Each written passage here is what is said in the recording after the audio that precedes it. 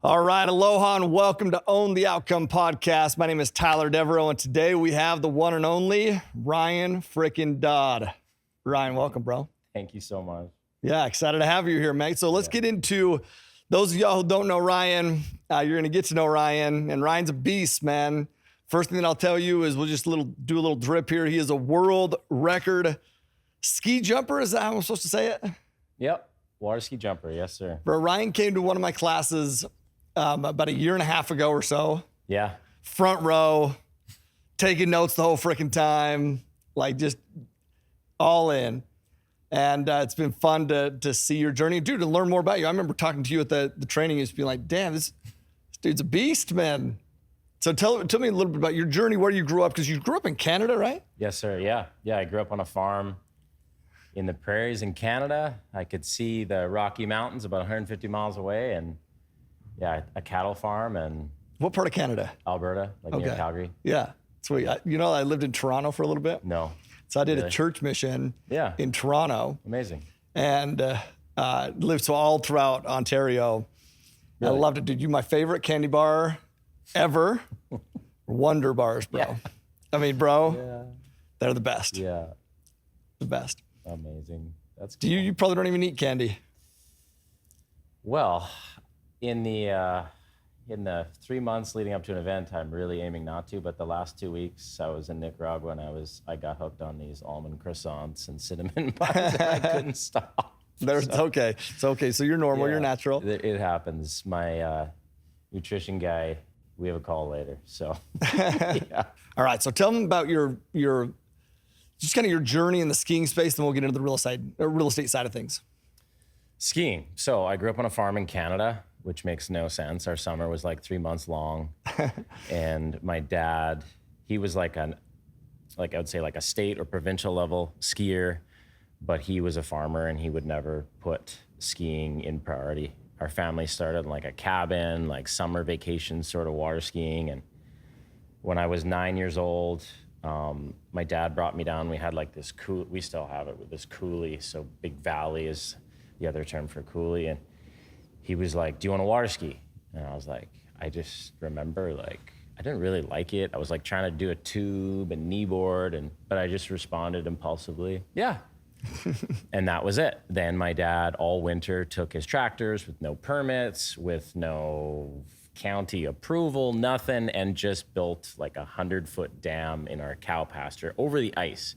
Dug out to the side of the hill, built this dam, didn't engineer it, who knows if it'll work. And in the spring we come down when all the runoff melts and we had this 3/4 mile long lake. That's awesome. And there was freaking trees in it growing up, and my grandma chipped in on the boat, and I still wasn't skiing much. I was pretty much, my dad was so stoked. I was driving him after school and but yeah, so started water skiing. Then the deal was you have to work or ski or do something, I guess, hard work. So there was, and this was kind of to fill any and all free time was the deal. So I could work on the farm after school till dinner and after dinner, or I could water ski or go to the gym. So I just kind of the picture of farming in Canada and the way we were doing it was not pleasant. It was literally my worst, straight up, absolutely no chance. So I would water ski or go to the gym all 3 hours. Yeah. Literally no social life.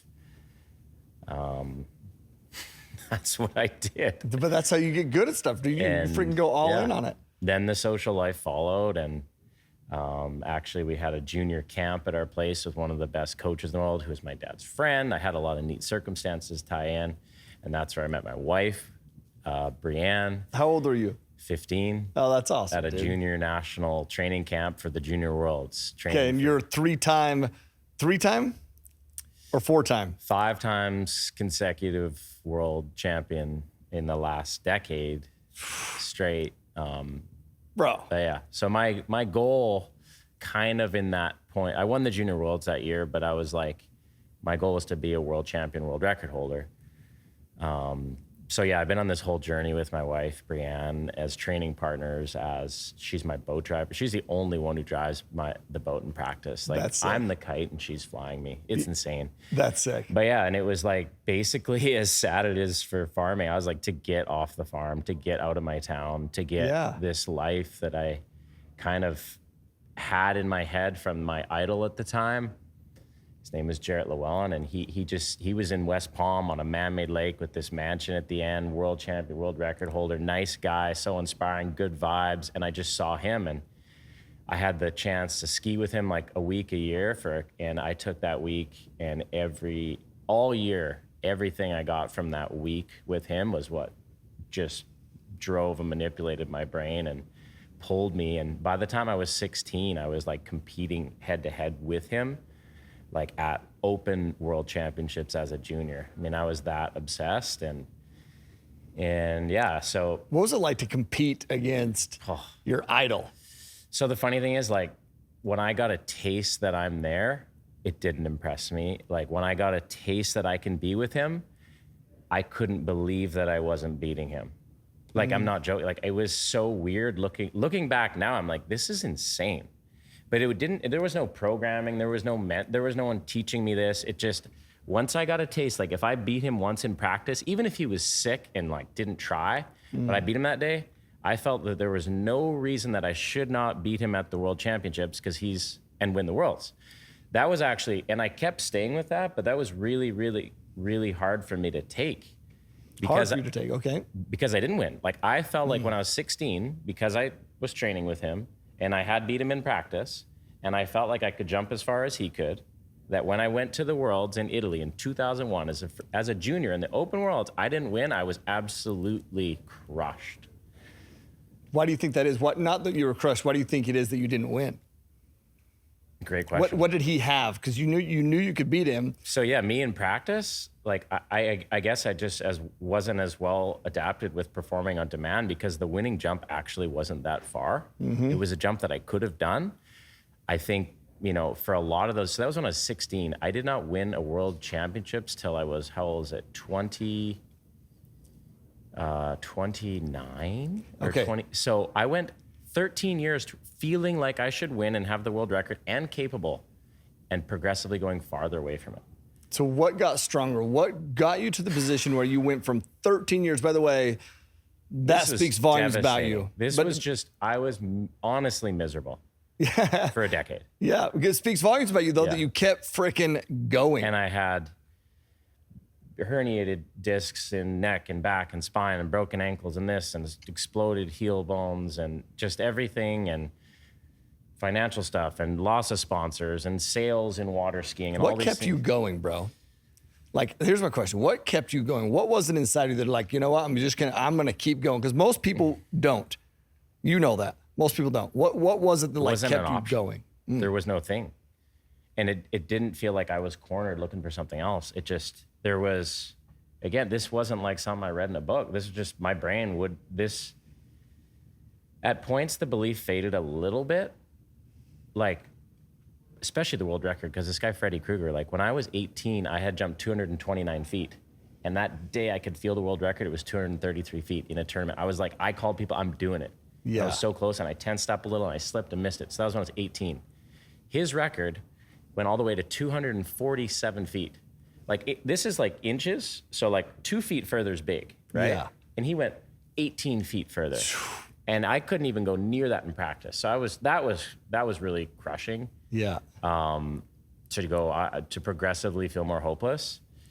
Well, I think I went through periods. Okay, I had to reevaluate goals. Like, okay, we're aiming for podiums now. We're gonna get a good baseline. We're gonna build. I was just clawing, right? But hold on, because that's a key thing. Yeah. What is up, y'all? Listen, if this podcast has brought joy or value at some point as you're listening to it, we would love it if you would be so kind as to leave us a review down below. That is how we keep this thing moving and finding individuals just like you to pour value into. Now let's get back to the show. You said this world record seeped out of the distance, but what you did is you brought the vision down. You still had the vision of what you wanted. I had to readjust to build a base that could, I think, help bring me hope, like the base of consistency. And then I started convincing myself, okay, if I get consistent, then I can beat him when he screws up. Right. And then, I got him when he screwed up once. And then I'm there. And then, okay, now I got 1 out of 5. Now we're working on percentages. Now my baseline's here. And like, it was just this whole little game to start to build belief and rebuild belief, which I had so strongly when I was like a teenager. Then honestly, I had like a life, want to talk about stuff. Like, sure. I won my first big event, like a big one that I just dominated. And I went out to the bar and got drunk and, partied and with a bunch of guys, and we were all ego yapping, and I got my butt handed to me.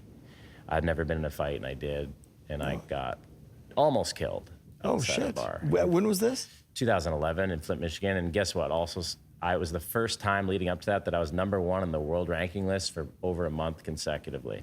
So I just had this kind of feeling coming. I just crushed it at this event where he jumped well and I beat him. Freddie and all the other top guys had this belief is strong, and I literally woke up on the pavement, fractured skull, 3 parts of my brain bleeding, subdural hematomas. I was in Flint, Michigan. You're not supposed to go out there, of course. I didn't know. Yeah. And How old were you at this point? 2011 was I 26, and we just built our house and our new lake in Palm Bay, and we just got married. I'm just #1 in the world, and I'm about to go and crush it and win my first world, and I got all this stuff lining up, and then boom, and I'm almost dead. And the brain was bleeding. They were gonna drill into my head. It had 3 spots bleeding and a fracture here through the skull. And I told them not to drill into my head. I said, no, you're not giving me permission to do it. And then the bleeding stopped. So there's still all the inflammation, the swelling. And it was this very, very serious traumatic brain injury. And I had 8 months of like not raising my heart rate above resting. I was only allowed to lightly walk. I was in concussion recovery groups and meeting other athletes, and, started with an amazing performance coach and a psychologist. And I did everything naturally, no medication. I refused to have any intervention that way, and slowly built myself up. As for why did I never give up, I really couldn't. I felt like jumping was my lifeline. I felt like I literally felt like air, like to breathe at that time, like those years was like jumping. Like I honestly only felt okay when I was warming up in the moment, and then after, and the rest I was uneasy. And that's how I was for years, like a lot of years. It was, I wouldn't say healthy. It was totally, it was scary. But here's the title of the podcast is Own the Outcome. Yeah. So own the outcome. You can't control the outcome, but you can own any outcome. Yeah. And this is what I want to get into. Everyone's like, why didn't you sue those guys? I'm like, I get tingles right now. I was like, sue those guys? That was me. I was there. I was the idiot. My buddy, even though my buddy was the one who mouthed them off, I was still there. I didn't stop them. I still walked outside. I still engaged. It's all me. I took absolute 100% ownership in everything, and my mental patterns and why I'm there and my ego, all this. Like, yeah, I believe in that more than anything. Yep. I have a hard time communicating with people that don't. I get very upset, or I have to leave, or I get angry, or whatever. But it's because I think I'm so believe in it so much. Yeah, bro, I can relate to that so much. Like I really sincerely get irritated. And I get irritated because it's like, because you see, it's just not serving. It's absolutely not serving to them and to whatever, especially if you're on a team doing anything together, it's like, you're not going to get anywhere that way. Like you taking ownership for it. You could have stayed, you could have been pissed at them. You could have been pissed at your buddy. You could have been, instead you just went in. I went home, I went in, I sat in my house, I consulted people, I learned about the brain, learned about the mind, learned about meditation and routines, and literally that's when I just went absolutely immersed into, like there was there like, I told my wife, probably 97% of the days for 13 years I've woke up and said this, like we were arguing about something, and I said, I've said these 3 things to myself. I'm still not being nice right now, but I've said it for 13 years in the morning. Like, okay, like I'm trying. Like, and I did a yoga morning breathwork routine still, like this is 13 years now. Like, but yeah, I was not supposed to be jumping after they said. Wait, so what are those things that you say to yourself in the morning? Positive, peaceful, present. Positive, peaceful, present. Yeah. And I just try to feel it. Like I'm not always like feeling it, like laying there floating in the clouds, but yeah. And there's just a simple little, I used to do a 30-minute yoga. Now it's a 10-minute yoga with kids and more stuff. But You want to hear something crazy? yeah. It's what I say, Yeah. one of my affirmations that I've said for probably a decade. Like I changed up my affirmations, Yeah. but this one has stayed consistent for a decade, is that I'm a patient, present, loving and encouraging father. You're adding. That's good. That's good. I need to build it. That's what it is, because I found myself like getting, not patient. And so it's patient, Yeah. present, and positive, what we said, Positive, peaceful, present. Positive, peaceful, I need to be present. more patient as well. Positive. Well, but if you're positive and you're peaceful is present, or is patience, And I've tried to like feel, okay, like I'll get this feeling, okay, what is it meaning? And then I'll think, okay, like today in my day, like what is this? When will I feel this? And okay, it'd be like the kid's upset, positive, right? Or peaceful as I walk down to the dock, like I'm and present when I'm engaged in and then I have throughout my sport and my routines, like in my process to my sport, which is like a 2-hour process to like when I go on the water, non-negotiable, it's the same every time. There's a whole bunch of little stuff intertwined in there. But backing it up to the head injury, that helped me kind of start to unwind and build back to like life. And like I was scared in the car. I had PTSD. They all say whatever. I'm like, cool, I'm going to work through this. I'm not going to take some stuff and cry about it. It was awful though. But probably because it was so critical for me to start jumping, I did. I had headaches for like the next year when I was doing it. I probably shouldn't have been doing it for like health reasons, but for me mentally, I think I needed to. And the neatest thing was my very first tournament back, which was about 9 months after the injury. I did a personal best jump of my life. No way. Yeah, very first round. It was, and I had zero expectations. I was absolutely terrified. Even like I was so skittish around people, and I was scared to go to the lake. I just rode over the jump in practice, and like people laughed, like, "What is he doing?" Right? And then somehow I just like got out of this world into my space and had a personal best jump and longest jump of the year. Next event was the U.S. Masters, which is like 60 years going, the biggest, most high pressure event of the year, and I won my first Masters. Bro. It was just the coolest. It was very, very cool, but still I did not feel good. Like I felt those moments were euphoric. But yeah, that was like 2012 coming back. So did you go a decade of working, putting the work. You finally get to a part where you have your best that you've done, or you beat these guys. Head injury, yeah, completely knocks you off baseline. You find yourself a way to get you back to baseline, and now by getting yourself back to baseline, your baseline has shifted because you've done the work here. It's totally different. Yeah. But what I loved with what you said is you said you had no expectations. No. Sometimes I believe that our expectations get in the way of our gratitude and get in the way of just our being, right? I was just smiling, walking around, like I was just like, I'm here, like I'm actually here. And it's like it took something so intense to get me to feel that. And that's why I'm like, this pattern of, I don't want to have something so horrific to like grow. It just seems much more motivating. Bro, this episode's so good right now. Like, I'm excited for you to even go back and listen. Yeah. For you. Me too, yeah. Like, bro, your story is incredible. I don't think that you give, I'm just telling you from what I see from you. Yeah. I don't know if you give yourself enough credit for your journey and how remarkable the journey is. I've just, there's stuff going on. Like, I don't know if I have time to like, or maybe I don't take the time to do that enough. I used to write at night what I'm grateful for a lot of years, like at least 5 years. I believe that helped.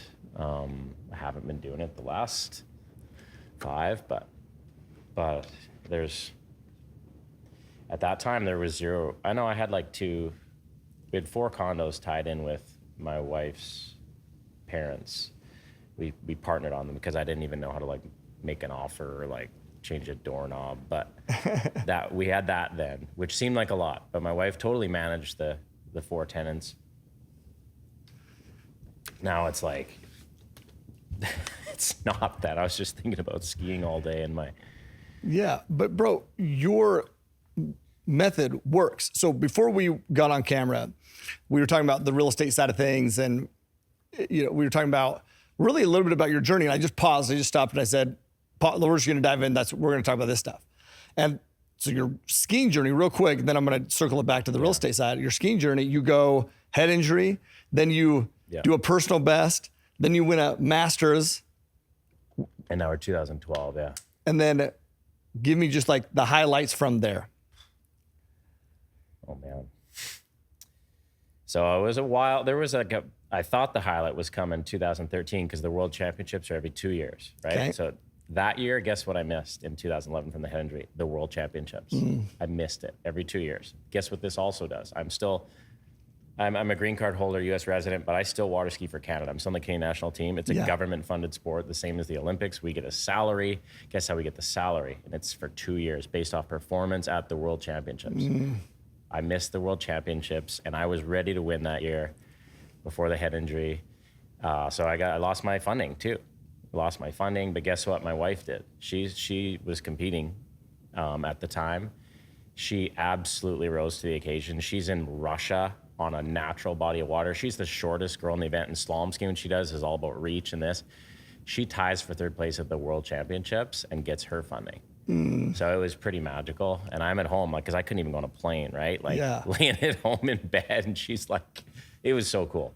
That's so it was sick. Majorly clutch. But yeah, so then I worked back, I started winning right after that. Like, I was kind of 50-50 with Freddie Krueger at the time. Literally no one else won for over a decade, really. And 50-50, and I was just working on those percentages and working on my baseline, like say 90th percentile jump, like 9 out of 10, where was my average, and working that up in practice. That was a strategy from sports psychology I still work with. So good. So that was my focus. So that means you have to be insanely ready. Like, I don't hit the jump unless I'm in my like top. I don't even do it. Yeah. So that was working on that in practice, working on win percentages and events, and just in my own world, working on that, dialing it up from 50. And then it took me about 5 years to get to like 90% win. So whatever, there's 40 some wins in there. But yeah, 2013 was the next Worlds. I was top seed. I was ready to win again. And I just got so amped and excited, and I tensed up, and I didn't. Like, the door was open, and it was absolutely devastating again. And I was the most lean and shredded and this, and I had like a 10-foot gap on the competition, and I screwed up in the finals. Yeah. And then, I had enough of that. So 2015, I won the Worlds in Mexico, and I've won everyone since. Bro. Pretty much everything. Aside from, there's many ups and downs with more broken ankles and crashes, and I missed a whole, 2021? 2020, I crashed and broke my ankle. I had to miss all of 2021 because of a poor rehab strategy.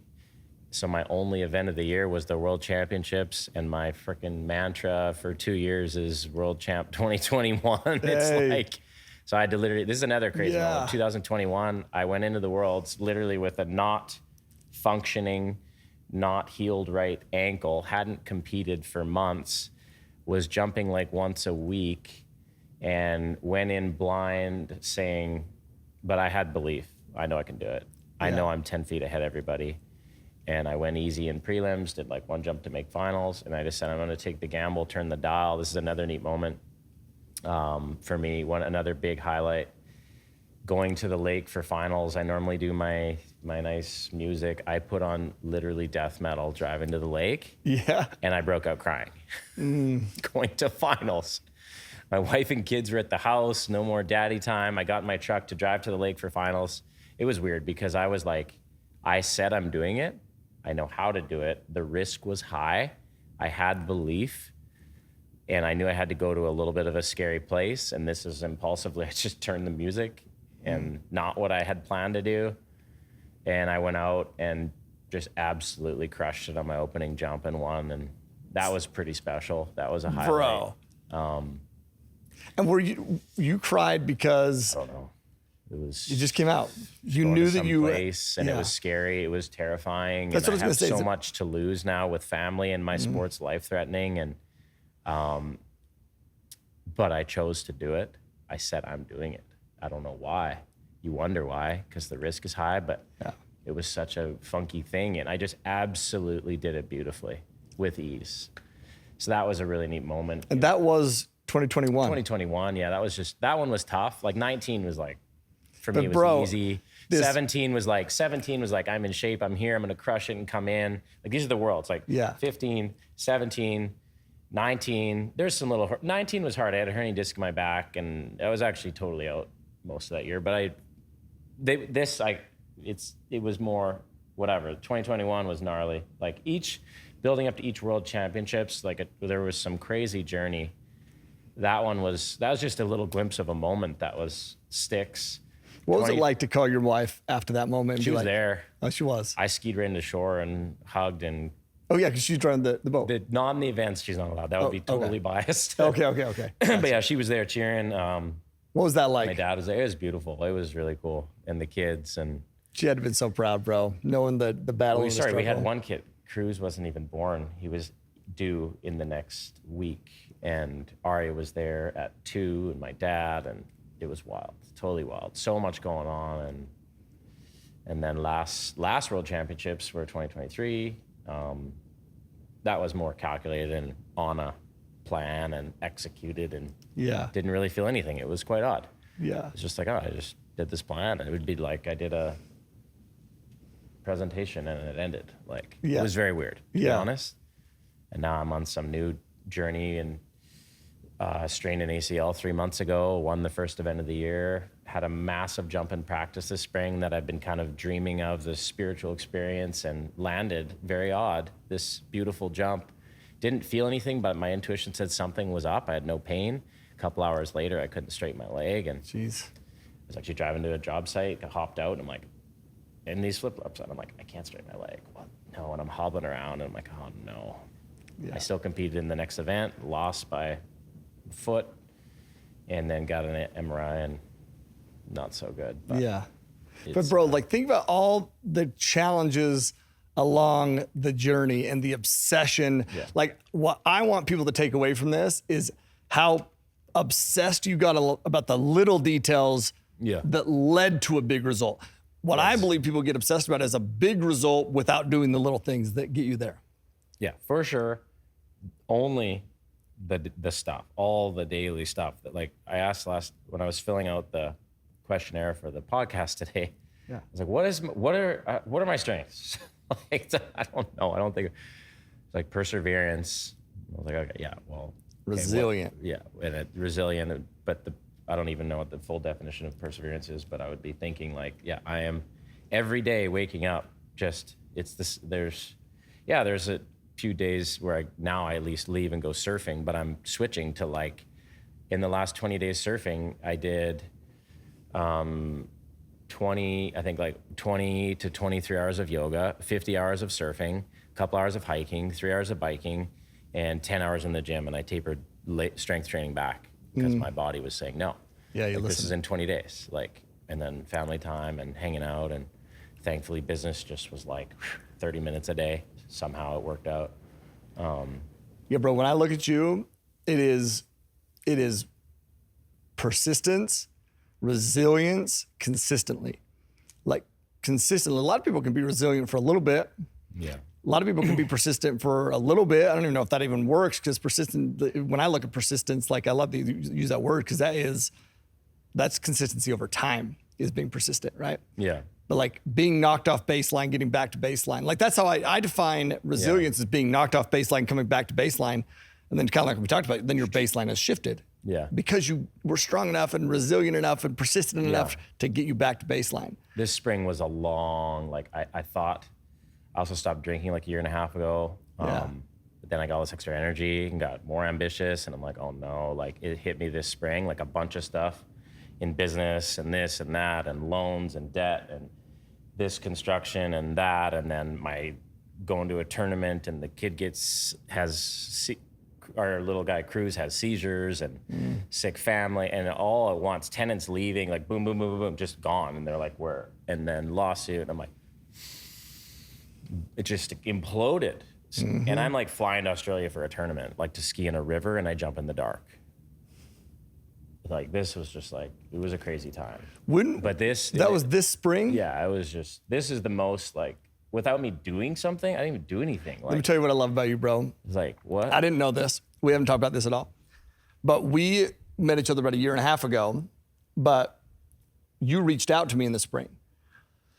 You reached out to me in the spring, and we've kind of like commented on each other's posts and like, you know, kept engaged, but you reached out in the spring on one of my posts, and you said something along the lines of, well, you reached out when you saw that I moved to Orlando, and we kind of like chatted about going surfing at some point and getting the families together. But then I posted something, and all I remember is that you commented back and said something like, man, I don't know what you're going through. I don't know what's going on, but if you ever need somebody to chat, like I'm here, something along those lines. And that had to have been in the spring when you were going through shit. Yeah. How powerful is it though, bro? Like, I don't know if you recognize that about you, that we have not talked about this at all, but like that, your default mode is to be like, you don't even know what's happening. You don't know what's going on. But you know, you're going through some shit, but your default is, hey man, if you need anything, I'm here. Yeah. I was so impressed by it, bro. And I'm even more impressed by it now, knowing what you were going through. Publicly, like people that do this aren't like, I'm not like posting I did this, right? It's like, but I do, I want to help people or be there for people when there's my intuition says something is up. Like in our sport, I help even some of my competitors, like quite a few, and some formally pay me to coach them, and I'll do training camps for them. But it's also like at this point, I'm like, if you're into it and like you're serious and it's hard and you want help, I'm just like, I'm here. Like I do, like, and I'm some of the top women jumpers in the world, and other fellow friends that have, you know, want to start something in real estate. I found most of my friends a little first investment property or helped them with it, or aside from business, just like, I mean, I don't know. It feels, and just to relate to people that are trying. Yeah, trying, going through the same thing you're going through. That's it. Freddy Krueger that you're talking about, like, bro, think about that. He was training you, helping you, and he coached me when I was 16. I remember the time. Yeah. And he kept winning. Yeah. You kept getting better, but he kept getting better. I believe it's a hack, man. Like, it's because you're pushing him. Yeah. If you weren't there to push him, he wouldn't have done the things that he did. If people aren't there to push you, you wouldn't do the things you do. The guy who's helped me most in real estate, his name is Jared Doyle. Yeah. He's local in Brevard County. This is insane. My first to start really getting into real estate, we refinanced. I asked my two wealthiest, smartest friends, what do I do? Refi your house. I go find a mortgage broker, go to her. Applying for this loan just to pull $400K out of my house to start this thing. I don't even know what I'm doing. Don't even know how I'm going to spend the money or invest it or what to buy. So had not even thought of this yet. I just know I need to do this, so I did this.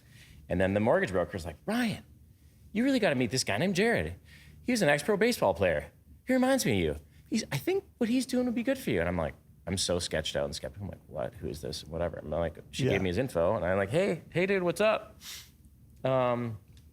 Just to give you a call and chat about real estate. He's like, yeah, dude, come over tomorrow. I'm like, what? Shut up, that's awesome. Tomorrow. And I drive over, he's got this big jacked up truck with gold rims and this mansion, and I don't even know who I'm meeting, right? And I open the door. He's like, come on in, dude. And he was so cool, like walking into your office here.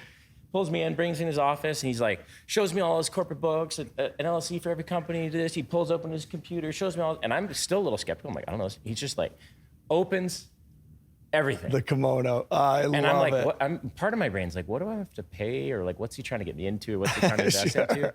So now we'll go, this is 2000, just speaking on behalf of people that technically are your competition that want to raise the level of excellence by raising yours. They want to raise theirs by raising yours. Mm-hmm. Right? This is also one of my mantras. Do you want to know what competition means to conspire together? Yeah.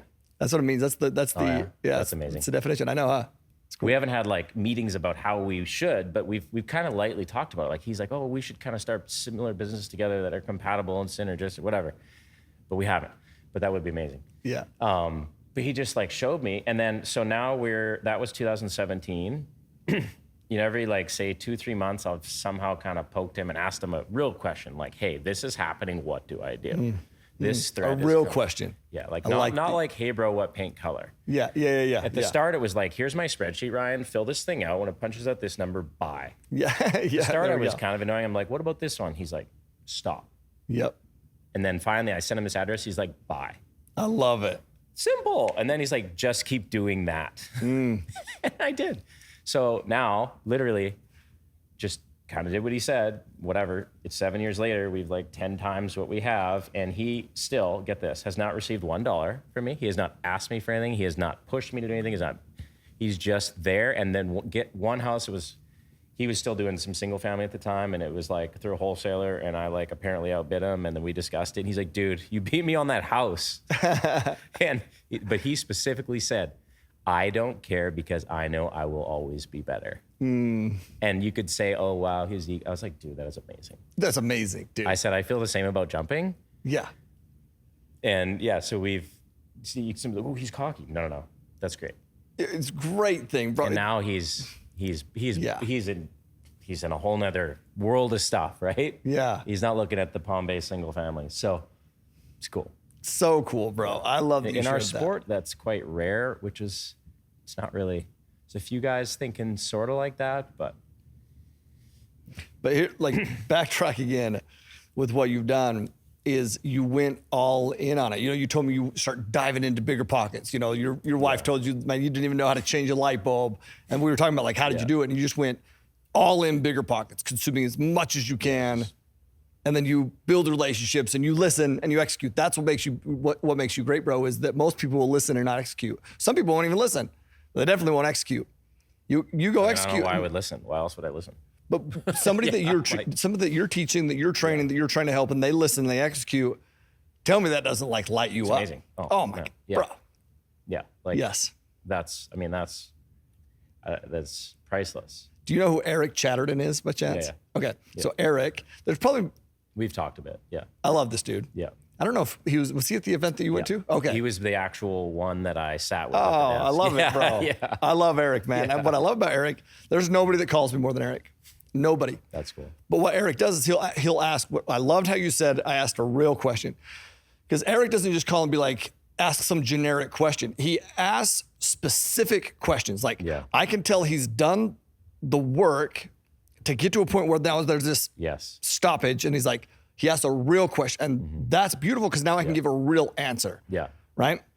And then he'll go and he'll execute, and then he'll come back and he'll be like, okay, I did this, this is what happened, and he's obsessed with it. I think I've separately, without you knowing, maybe or maybe not, been doing that with him.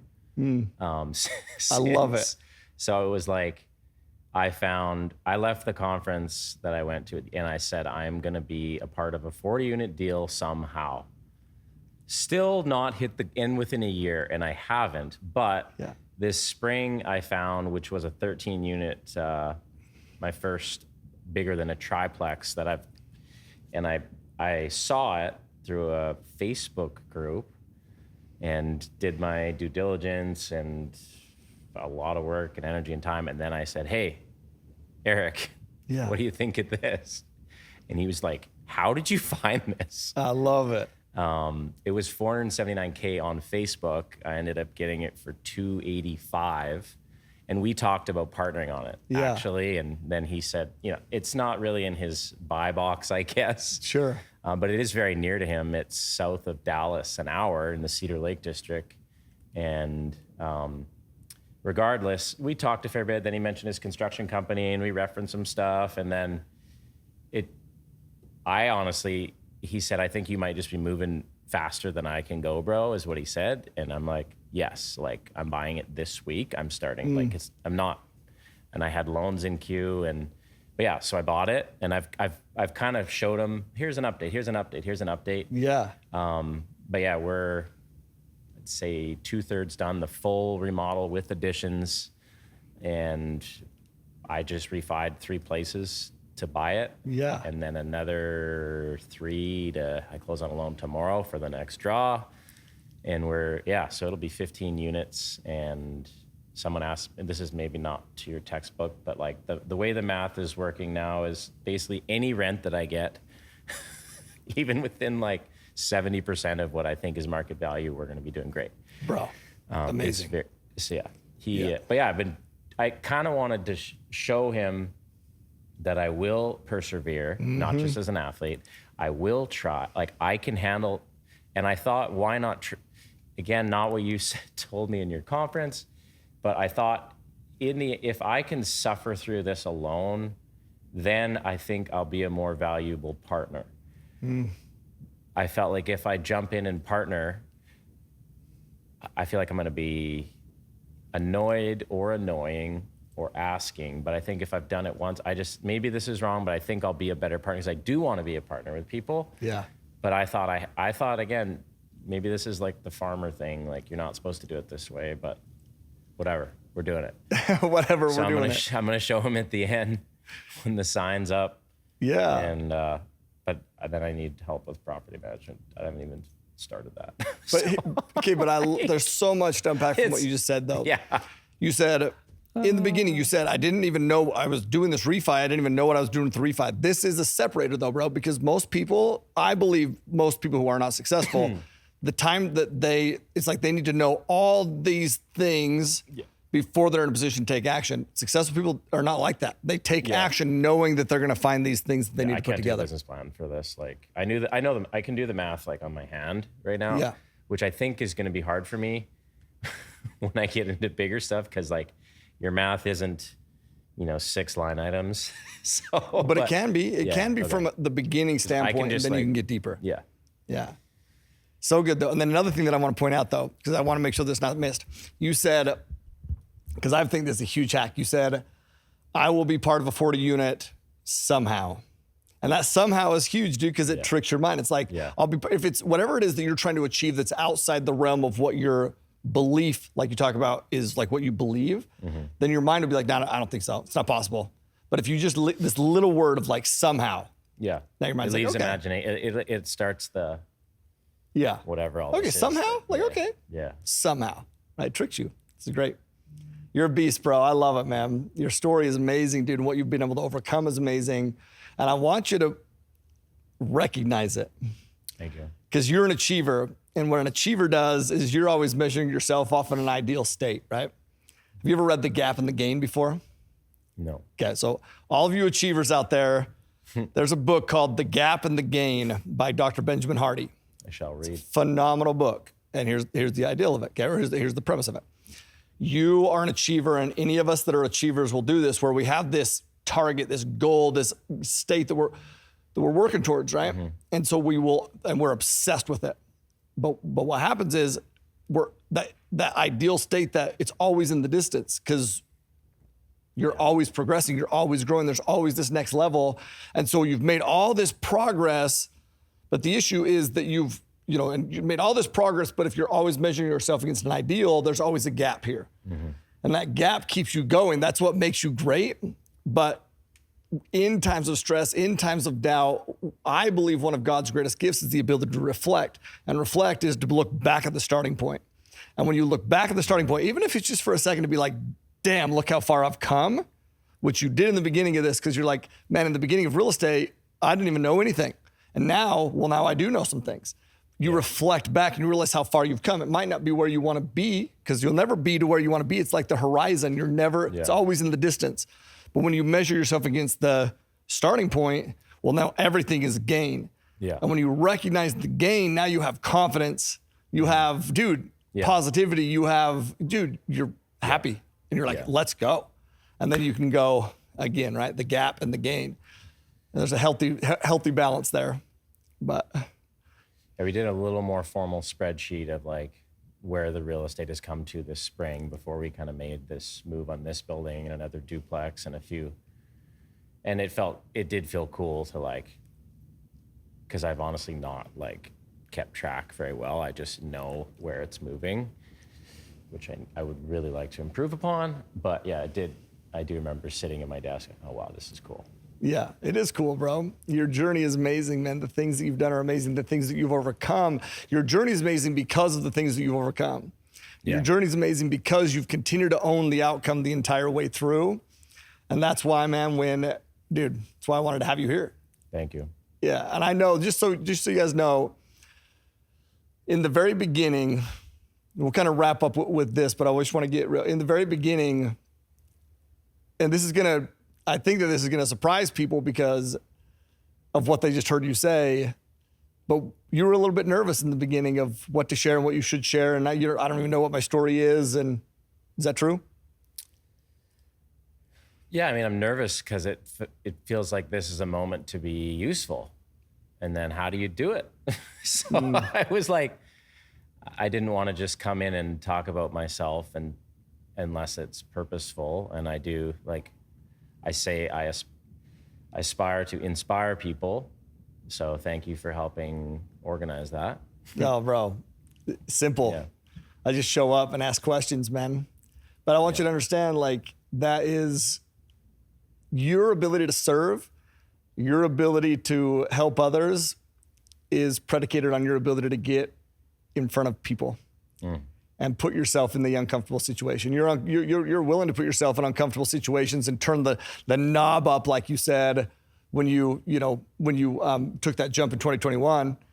Turn the knob up, turn on the music, turn the knob up, take the risk. You're willing to do that, but like putting yourself out there, bro, you've got to put yourself out there. And all of y'all listen to this, you go and send this dude a message to remind him to put yourself out there because your story is how you impact. You are how you impact. So how do you impact? You tell your story. It's amazing. And you continue to create a new one.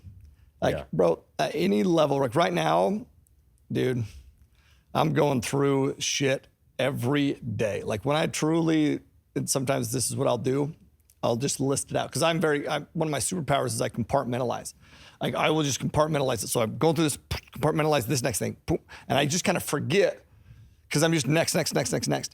But when I truly sit back and I reflect, like we talked about, of all the shit that has just been coming and there's a lot, but the narrative in my head the whole way through is I got to get through this because it's going to help other people get through it quicker. I got to get through this, man. When I get through this, the story's going to be amazing. Man, when I get through this, the impact's going to be amazing. When I get through this, that's what keeps me going. And so how do you impact? Bro, you came to my training a year and a half ago and wow. Yeah, you're definitely doing that.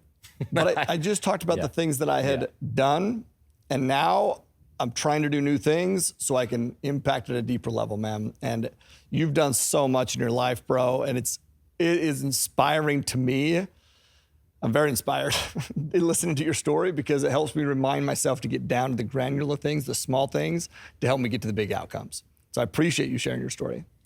So what are the granular things? Like, what does that mean? So think about your skiing, right? Yeah. Where you said you're trying to get this 1% better, this 1 foot better, this. Okay, so you know what it is in skiing. And the thing with that, which I haven't found anywhere else, is the measure of accountability and the feedback and response is unavoidable. You can't just sneak an effortless, good feeling jump because you can't, because the ramp, the impact, the G-force, the ramp, if I'm 3 pounds heavier, my legs sore, if I'm tired, it's instant feedback. So I haven't found like how to get this in life, but it has forced and cornered me into, I think what you're saying is the granular level stuff. And it's measured to the centimeter, your distance, regardless of variables. So it's just cornered me into this way of thinking, I'm pretty sure. It doesn't come up with from me. How did you know those measurables? How did you determine how to measure those measurables and how to focus on getting that little bit better and the ramp and the weight and how'd you learn that? Just testing little tests, like one variable at a time. Everything's the same, all constants, and then you just change one thing and you test it for a long time. Just play with one tiny thing, all things the same, no other stuff, no other manipulations, absolute same time of day, same routine, same driver, same weight, weigh myself before, weigh myself after, same routine, same playlist, same mantra, same this, same weather conditions, which is all hard to manipulate. You have to dial all this in. And then how else can you test the same prop, the same this, the same amount of gas in the boat? Brianne does the same thing. We have the same routine. It's like, don't talk right now, like all this stuff, the same decompression routine, take the same notes. And then you're gonna gather some data, put it into a spreadsheet and measure it and track it over a month. And then say, how did that work, right? Track it over a month. Yeah, do this exact same things for a month and manipulate all that stuff and obsess about it all day, every day, and the night before, and then go, oh, how did this slight change in my turn work, right? It's not try a turn once. But it's like, that's what I'm talking about, bro. Most people will try that and they'll get the result for the day, or just one day. And you got to track the day. Yeah. But dude, you got to track it over time. You got to track over time, and the time, then you truly track, because you can't, whatever you have to measure what you want to improve, right? It's what it is. You have to inspect what you expect. And so you go and you inspect these little things over time, and then you look at the data. Bro, it's the same thing in marketing. Yeah. It's the same thing in sales. It's the same thing with your properties, these little things, then the impacting here. It's the same thing. I'm just not, to be honest, I'm not doing it the same. Like, I have some of the skills transferring, but I'm just not. I'm not behaving the same in this world. Like, some parts are carrying, which have been helping, but like the other stuff is not, to be straight up. And I think maybe. But how long you like been in this yourself world?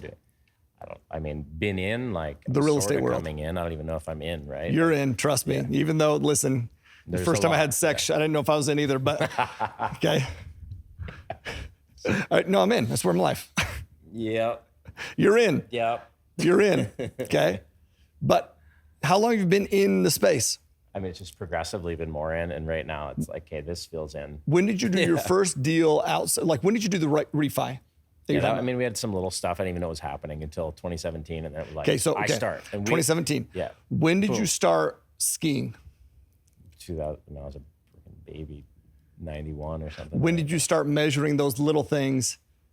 I mean, when I was obsessively. When I was 10, I was writing down every minute of training and just trying to get the most training in the 2.5 months of That's so no impressive. ice, right? Like, every day I had a calendar in the glove box of the boat. Because I used to do slalom tricks and jump. One trick, one slalom, one jump, smiley face. Right? It was real. That's so awesome. Then it was journaling, and then really, really tracking was like, after that head injury, when I got fed up and I said, now I have one shot in my life to do this and do it right now. Massive sense of urgency was like tracking data with the boat, learning about props, myself, my morning, my evening, and journaling. And boom, 2011 was like, that's when I was like, up way more. Bro. Yeah. What you said, this massive amount of urgency. Urgency is energy, and energy dials in our focus. Like this, just focus on what you're doing. The episode, Only Outcome episode that actually posts today. Yeah. Check it out. I'll check it out. You should check it out, because that's what it talks about, how focus is a superpower and it brings you down. And so when you get as hyped, you knew what you wanted to achieve. You knew what you wanted to achieve in the space. Do you know what you want to achieve in the real estate space? I did, but then I did it.